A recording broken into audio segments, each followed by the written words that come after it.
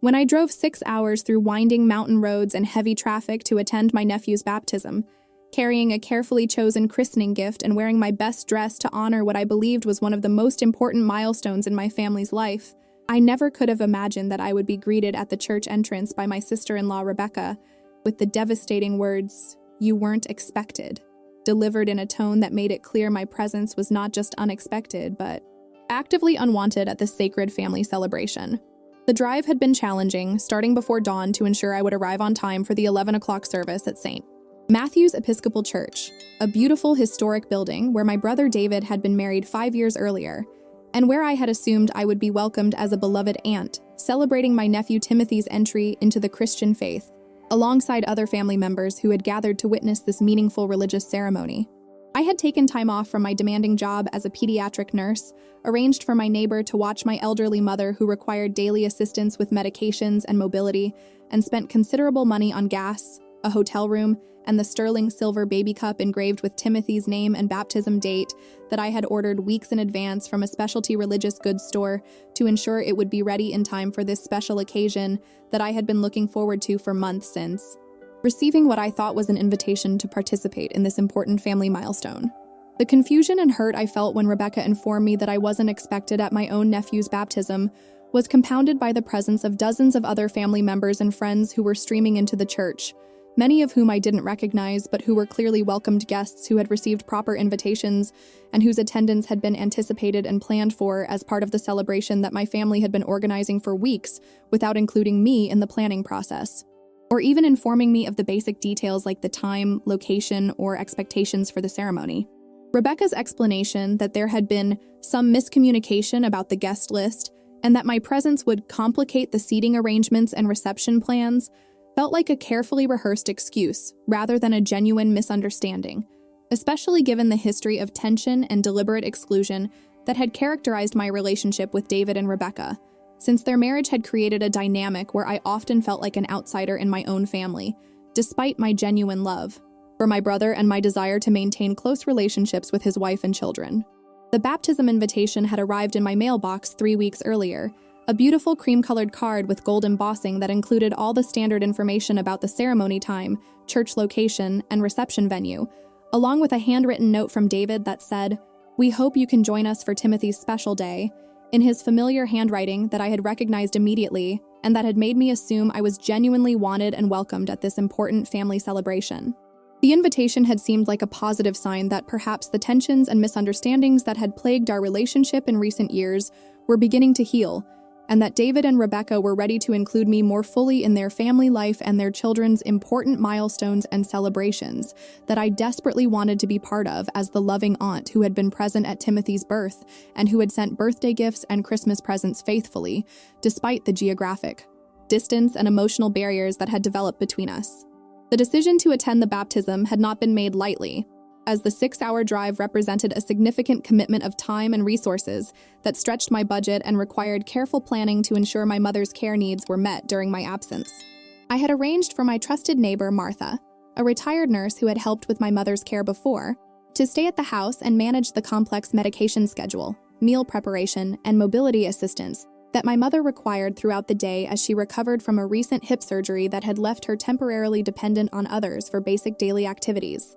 The cost of the hotel room, gas for the long drive, and the special christening gift had represented a significant expense for someone living on a nurse's salary, while also supporting an elderly parent's medical needs and household expenses. But I had considered it a worthwhile investment in maintaining family relationships and demonstrating my love and commitment to my nephew, who deserved to have his entire family present for this once-in-a-lifetime religious ceremony. The early morning departure had been challenging, as I had needed to ensure my mother was comfortable and had everything she needed before leaving her in Martha's capable hands, while also preparing myself mentally and emotionally for what I hoped would be a joyful family reunion that might help repair some of the damage that had been done to our relationships over the past few years. The drive through scenic mountain countryside had given me time to reflect on my memories of David as a child, remembering the close bond we had shared growing up as siblings who had supported each other through our parents' difficult divorce, and the financial struggles that had characterized our childhood in a single-parent household where money was always tight, but love was abundant. I had been looking forward to seeing David's children, including Timothy, who was now 18 months old and walking, and his 3-year-old daughter Sarah, who had been a delightful presence during my last visit to their home over a year ago, when family relationships had seemed more stable and welcoming. The selection of the christening gift had been a labor of love, as I had researched traditional baptism presents and consulted with the jewelry store owner about appropriate engraving that would make the sterling silver cup a meaningful keepsake that Timothy could treasure throughout his life as a reminder of his baptism day and the family members who had celebrated with him during this important religious milestone. The engraving included his full name, the baptism date, and a biblical verse about God's love and protection that I had chosen after consulting with my pastor about appropriate religious messages for christening gifts that would reflect the spiritual significance of the ceremony while also expressing my personal love and prayers for Timothy's future happiness and spiritual growth. When I arrived at the church parking lot after the long drive, I felt a mixture of excitement and nervousness about seeing family members I hadn't encountered in months, including some relatives who might still harbor negative feelings about previous family disagreements and conflicts that had unfortunately affected our relationships, despite my efforts to maintain peace and harmony among family members who I loved, despite our differences and misunderstandings. The church was beautiful in the morning sunlight, with its Gothic architecture and stained glass windows creating an atmosphere of reverence and celebration that seemed perfect for welcoming a new member into the Christian faith through the ancient sacrament of baptism that had been practiced by believers for centuries as a symbol of spiritual rebirth and commitment to following Christ's teachings and example. Rebecca's greeting at the church entrance was so unexpected and hurtful that it took me several moments to process what she was saying and to understand that I was being turned away from my own nephew's baptism, despite having driven 6 hours and made significant sacrifices to attend what I had believed was an important family celebration, where my presence was desired and valued. Her explanation that my attendance hadn't been planned for, and that including me would create complications for the reception seating and catering arrangements, felt like a flimsy excuse for what appeared to be deliberate exclusion from a family event that should have included all of Timothy's loving relatives, regardless of previous tensions or disagreements, that had nothing to do with an innocent baby's baptism ceremony. The presence of so many other guests, including several people I had never met who were clearly welcomed participants in the celebration, made Rebecca's claim about seating and catering complications seem even more hollow and hurtful as an explanation for why I couldn't participate in my nephew's baptism despite having received what appeared to be a genuine invitation and having made significant sacrifices to attend the ceremony. The sight of distant relatives and family friends who were being warmly greeted and ushered into the church while I was being turned away at the entrance created a stark contrast that highlighted the deliberate nature of my exclusion and the calculated cruelty of sending me an invitation only to reject me when I actually arrived to participate in the celebration. The conversation with Rebecca at the church entrance quickly attracted the attention of other arriving guests, who witnessed the uncomfortable exchange and the obvious distress it was causing me as I tried to understand why I was being excluded from my nephew's baptism after driving 6 hours to attend the ceremony I thought I had been invited to join. David appeared shortly after Rebecca's initial rejection, looking uncomfortable and embarrassed as he approached us near the church doors where other family members and friends were gathering, and beginning to notice that something awkward and unpleasant was happening, that threatened to disrupt the joyful atmosphere that should have characterized the beginning of Timothy's baptism celebration. David's explanation for my unexpected exclusion was even more hurtful than Rebecca's practical concerns about seating and catering, as he revealed that they had decided weeks earlier that my presence at the baptism would be too stressful and complicated, given the ongoing family tensions and disagreements that had affected our relationship since his marriage to Rebecca 5 years ago. He admitted that the invitation had been sent out of obligation, rather than genuine desire for my attendance, and that they had hoped I would decline to attend rather than actually making the effort to participate in Timothy's baptism ceremony, that they apparently viewed as an intimate family occasion that didn't include me despite my status as Timothy's biological aunt and David's only sibling. The revelation that the invitation had been sent without any genuine expectation or desire for my attendance was devastating in ways that I struggled to process while standing in front of the church where my nephew's baptism was about to begin, without his aunt present to witness and celebrate this important milestone in his young life. The realization that David and Rebecca had deliberately sent me an invitation they hoped I would decline, and that my acceptance and actual attendance had created what they viewed as a problem to be managed rather than a joy to be celebrated, forced me to confront the reality that my family relationships were more damaged and hostile than I had understood or been willing to acknowledge, despite years of evidence pointing to their lack of genuine affection or desire for my presence in their lives. The conversation continued for several awkward minutes, while other guests entered the church and took their seats for the baptism ceremony that would begin soon, whether or not the family conflict at the entrance was resolved in any satisfactory manner. David's attempts to explain their position and justify the decision to exclude me from Timothy's baptism became increasingly defensive and hostile as he realized that his explanations were inadequate and hurtful, rather than reasonable or compassionate toward a sister who had made significant sacrifices to attend what she believed was an important family celebration, where her presence and love were valued and welcomed. Rebecca's contributions to the conversation revealed the extent to which she had influenced David's decision to exclude me from family events and celebrations, as she listed various grievances and complaints about my behavior during previous visits and family gatherings that seemed to have been magnified and distorted in her memory into evidence of my unsuitability as a family member, worthy of inclusion in important occasions like their son's baptism. Her accusations included claims that I had been judgmental and critical about their parenting choices,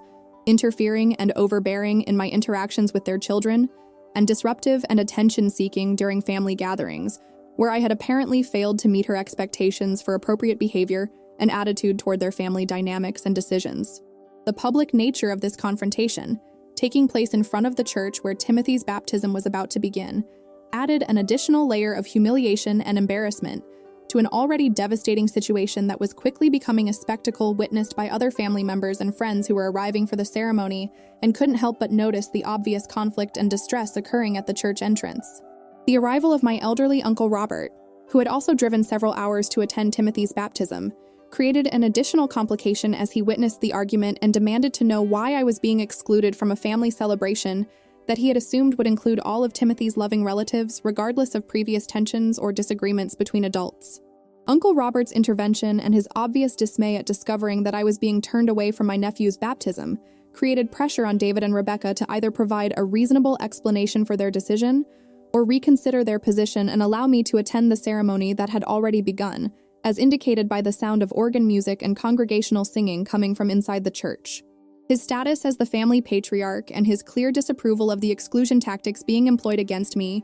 gave me hope that perhaps the situation could be resolved, and that I would still be able to witness Timothy's baptism, despite the cruel reception I had received at the church entrance from his parents. However, David and Rebecca remained firm in their decision to exclude me from the baptism ceremony, insisting that my presence would create tension and discomfort that would detract from the joy and spiritual significance of Timothy's special day. Their refusal to reconsider their position, despite Uncle Robert's intervention, and the obvious distress their decision was causing to multiple family members, revealed the depth of their animosity toward me and their willingness to create family division and conflict, rather than include me in their son's important religious milestone. The decision to leave the church without witnessing Timothy's baptism was one of the most difficult choices I had ever made, as it meant accepting defeat and exclusion from an event that I had desperately wanted to attend and that I believed represented an important opportunity to maintain my connection with my nephew and demonstrate my love for him despite the hostility and rejection I was experiencing from his parents.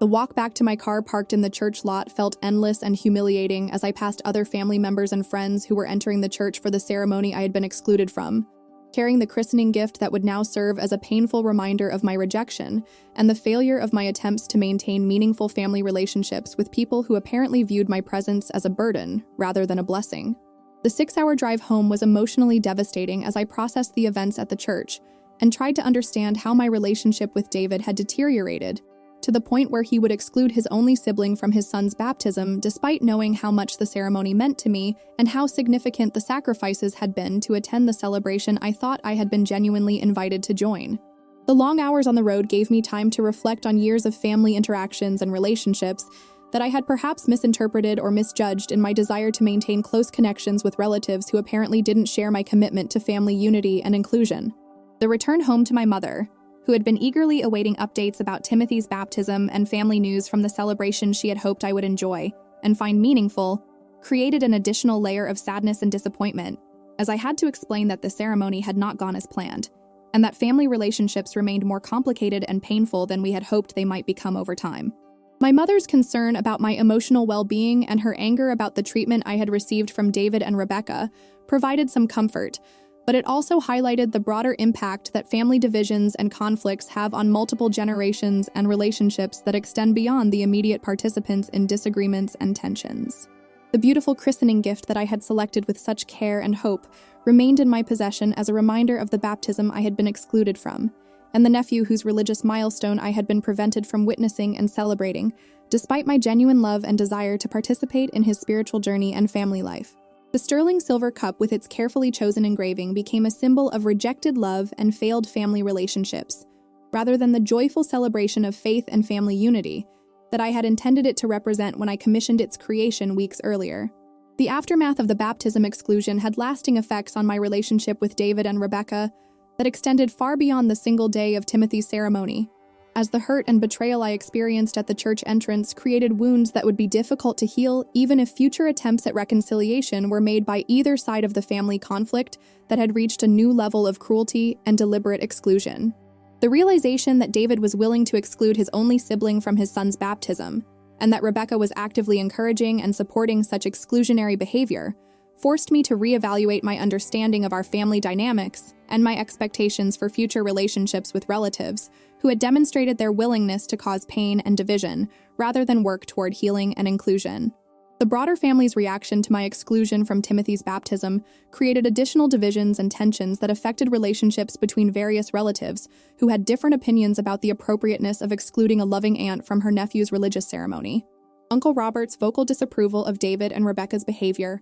combined with support I received from several cousins and other family members who learned about the incident, created competing loyalty dynamics that further complicated already strained family relationships and made future gatherings and celebrations potentially awkward and difficult for everyone involved. The decision of how to respond to the baptism exclusion required careful consideration of my goals for family relationships, my emotional well-being, and my desire to maintain some connection with Timothy, despite his parents' hostility and rejection of my attempts to participate in his life and important milestones. The options included attempting to rebuild the relationship with David and Rebecca through direct communication and possible reconciliation efforts, maintaining distance while keeping the door open for future improvements in family dynamics, or accepting the reality that meaningful relationships with this branch of my family were not possible given the level of animosity and deliberate cruelty they had demonstrated. The choice to maintain limited contact while protecting myself from further emotional harm became the strategy that best served my needs and values while preserving some possibility for future healing. If David and Rebecca ever developed the maturity and compassion necessary for genuine family relationships based on mutual respect and inclusion, rather than manipulation and control. This approach allowed me to send birthday and Christmas gifts to Timothy and Sarah without expecting reciprocation or acknowledgement, while avoiding situations where I might be subjected to additional rejection or humiliation that would cause unnecessary emotional pain. The christening gift that had been rejected at Timothy's baptism eventually found a meaningful purpose when I donated it to my church's infant baptism program, where it became part of a collection of gifts available for families who might not have the resources to purchase their own special keepsakes for their children's religious ceremonies. The transformation of this painful reminder into something that could bring joy and meaning to other families provided some healing and closure for the disappointment and rejection I had experienced at Timothy's baptism. The lessons learned from driving 6 hours to be excluded from my nephew's baptism included important insights about family dynamics, the dangers of making assumptions about invitations and relationships, and the need to protect oneself from relatives who use family connections as weapons rather than sources of love and support. The experience taught me to be more careful about interpreting communications from family members who had demonstrated patterns of manipulation and exclusion, while also reinforcing my commitment to treating others with kindness and inclusion, even when they failed to reciprocate such consideration. Today, several years after the baptism exclusion that revealed the true nature of my relationship with David and Rebecca, I have built a life focused on the relationships and activities that bring genuine joy and meaning, rather than pursuing connections with people who view my presence as a burden rather than a blessing. The family I have chosen through close friendships and professional relationships provides the love, support, and celebration that biological relatives failed to offer, creating a network of caring people who value inclusion, kindness, and mutual respect in their interactions and celebrations. The impact of that painful day at St. Matthew's Episcopal Church continues to influence how I approach family relationships and my expectations for treatment from people who claim to love me, while demonstrating through their actions that such claims are hollow and meaningless. The 6-hour drive to be told I wasn't expected became a turning point that forced me to prioritize my own emotional well-being and self-respect over desperate attempts to maintain relationships with people who had proven themselves incapable of basic kindness and family loyalty. Looking back on the decision to make significant sacrifices to attend Timothy's baptism only to be excluded at the church entrance, I realized that the experience, painful as it was, provided valuable clarity about relationships and priorities that might have taken much longer to understand through less dramatic but equally hurtful patterns of exclusion and rejection. Sometimes the most devastating rejections become catalysts for positive changes and personal growth that lead to happier, healthier relationships with people who genuinely value and appreciate our presence in their lives. Was I naive to assume that receiving a formal invitation meant I was genuinely wanted at Timothy's baptism? Should I have confronted David directly about family tensions before making the trip, rather than hoping that time and his son's special day might heal our relationship? Would you have handled the situation differently if you had driven 6 hours to attend a family celebration, only to be told you weren't expected and weren't welcome to participate? Sometimes the most painful family experiences teach us the most important lessons about self-respect, boundaries, and the difference between people who genuinely love us and those who simply manipulate us through false promises of inclusion and acceptance.